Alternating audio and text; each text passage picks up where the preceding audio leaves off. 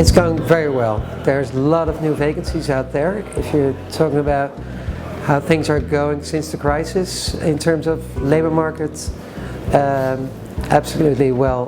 One thing though, we have the people. There's enough jobs, but people miss the skills for each job, and that's where we come to a huge shortage of people, unfortunately. I think yes. I think yes on the question, like, did the crisis change a lot in how we hire the people?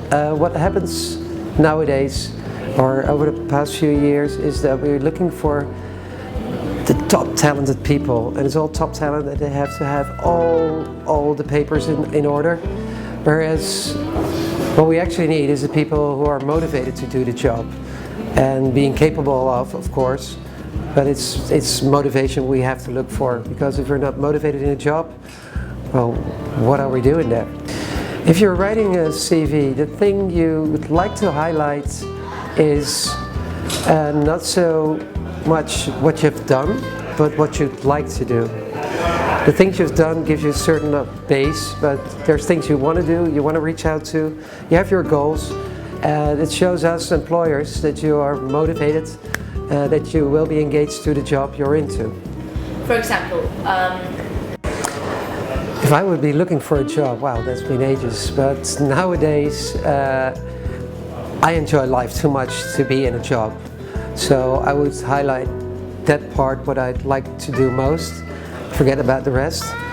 My tip would be, if you're after a job, make sure it contains everything you like and as less as things you don't like. I think that's what I would do if I would search for a job. Is there enough stuff in there that I like?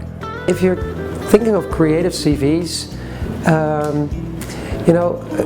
you put that much effort in it, being a job seeker, but the recruiter only needs 6 seconds to define whether you're into the next phase, which is like, I will actually read your CV, or no, you're gone. And then you put 3, 4, 5 hours in writing your resume, and it only takes us 6 seconds to go yes or no. Being creative is like, put the right stuff at the right point. So everything that is needed for the job should be first. So it's immediately watched, because we only have 6 seconds to read. How could candidates get the attention of the recruiter during the interview? Stop talking, start listening. I think that's the first thing. Usually, well, a lot of applicants I had, they come in, they just start talking. They want everything off their chest, and it's not necessary. Just listen to the question, think before you answer the question. I think that's where you get the most attention from.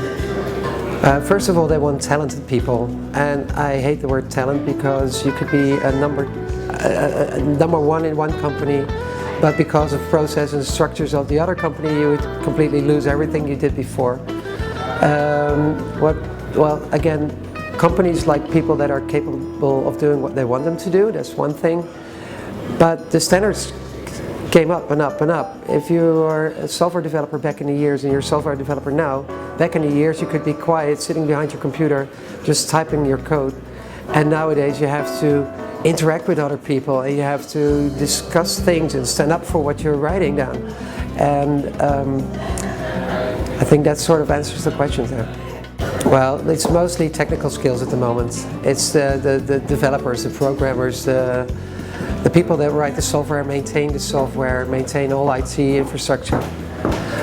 That's sort of the biggest problem as far as I think. And then salespeople. We have a lack of salespeople as well. It's a big business.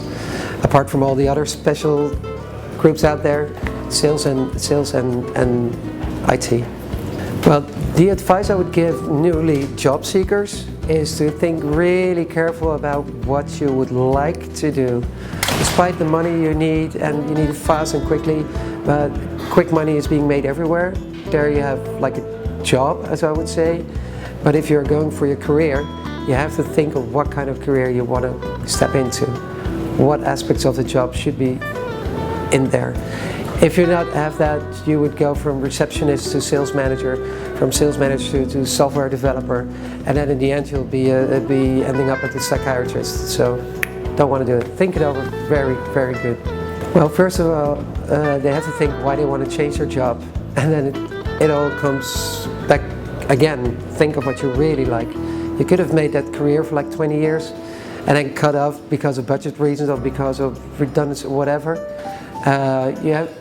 You might not be the same sales guy in another company, so think of the kind of company, think of the way people treat each other in the other company.